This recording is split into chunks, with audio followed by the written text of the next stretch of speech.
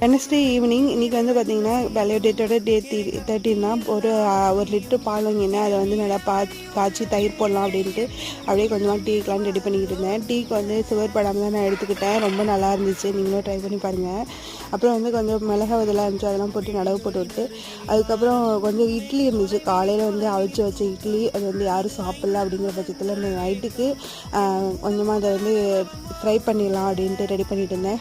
கொஞ்சமாக சின்ன வெங்காயம், பெரிய வெங்காயம், தக்காளி, பச்சை மிளகாய் இதெல்லாம் சேர்த்து கட் பண்ணி வச்சுட்டு இட்லியுமே பொடிப்பொடியாக கட் பண்ணி வச்சிடலாம். கட் பண்ணி வச்சுட்டு கொஞ்சம் எண்ணெய், கடுகு, உளுத்தம் பருப்பு, பச்சைக்கடலை பருப்பு அதெல்லாம் சேர்த்து நல்லா வதக்கினதுக்கு அப்புறம் இட்லி போட்டு கிளறி விட்டு முட்டையை உடச்சி ஊற்றி நல்லா ஒரு 5 நிமிஷம் 10 நிமிஷம் கிளறி விட்டு இருந்திங்கன்னா சூப்பராக வந்து ரெடி ஆயிரும். மசாலா வந்து கறி மசாலா, சிக்கன் மசாலா ஏதாவது சேர்த்துக்கலாம், செம்ம டேஸ்ட்டாக இருக்கும்.